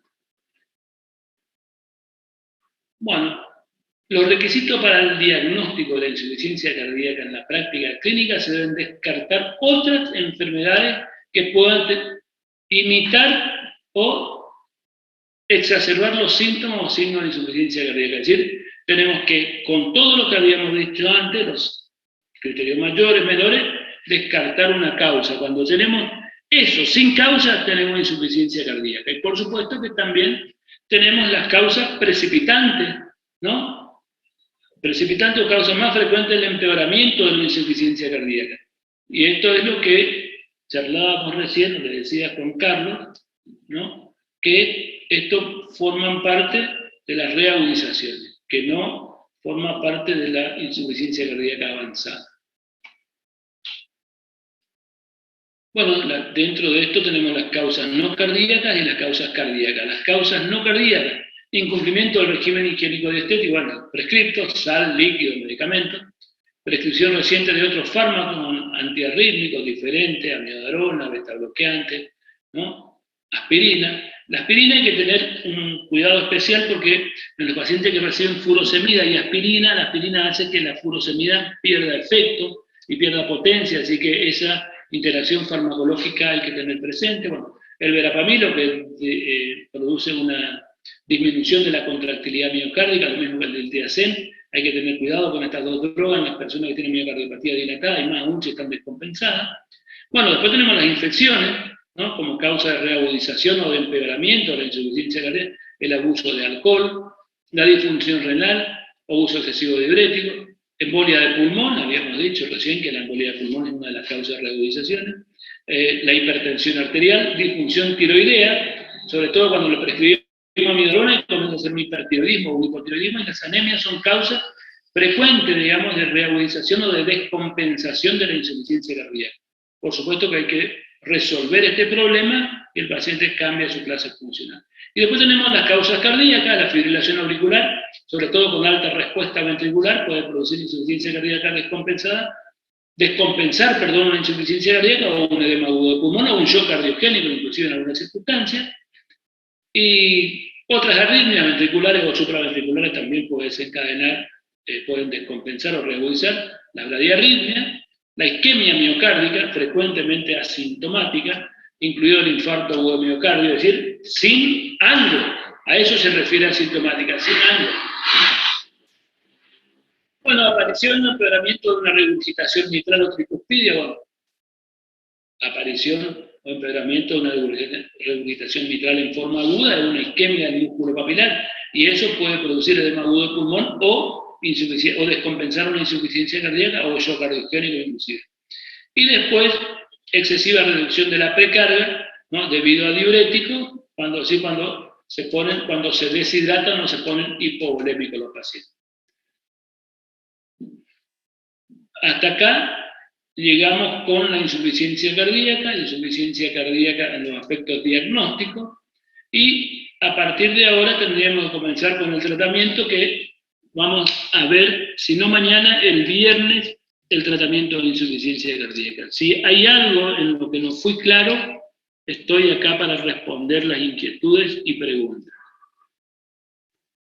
Profesor, me mareé un poquito cuando habló de resincronización miocárdica, que preguntó en cuál se hacía y le dijeron avanzada como refractaria, como si fuera lo mismo. Quería saber si las insuficiencias avanzadas siempre son refractarias. ¿Se da como Lo que- sinónimo o...? No, la insuficiencia cardíaca refractaria es cuando está con todos los medicamentos, está con toda la pauta terapéutica medicamentosa. ¿Tenés alternativas? Hay alternativas, a lo cual tenemos que ofrecer. La resincronización miocárdica es una, ¿no? Resincronización miocárdica es una. Evaluar en algunas circunstancias, por ejemplo, en los pacientes chagáxicos, la realización de tratamiento quirúrgico de los pseudoaneurismas, por ejemplo, y bueno, después, por supuesto que esto como paso previo, lo que viene ahora como paso previo, digamos, las bombas, los corazones artificiales, todo esto como paso previo o como para ganar tiempo para un trasplante. Pero la insuficiencia cardíaca avanzada, si vos querés decirle refractaria, podés decirle, no hay ningún problema, ¿no? Pero que no es lo mismo que descompensada. La descompensada es la que tiene una causa. Sí, yo lo que quería saber era si en la avanzada normalmente ir a ser refractaria o estar tan avanzado. Refractaria al tratamiento médico. Claro, pero o sea, ¿siempre la avanzada es refractaria o hay situaciones en la cual llega avanzado y responde al tratamiento? Sí o sí termina en alguna... Si vos tenés un paciente que vos le hiciste diagnóstico de insuficiencia cardíaca avanzada y hiciste alguna modificación terapéutica y mejoró, no era avanzada. Ah, está. Eso quería saber. Gracias. Bueno, les dejo acá entonces. Esto es lo mismo que habíamos visto antes y a partir de ahí tenemos que comenzar con el manejo de drogas.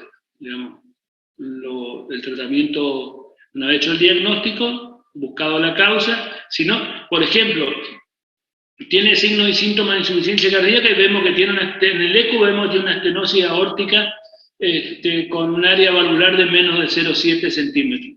Y el tratamiento en ese caso, además del tratamiento médico, es resolver la estenosis aórtica o la insuficiencia aórtica o la cardiopatía isquémica. ¿Sí? Y si no tenemos causa, bueno, ahí viene el tratamiento médico. Así que les voy a dejar acá y nos vemos el viernes, si Dios quiere. ¿Alguna otra pregunta?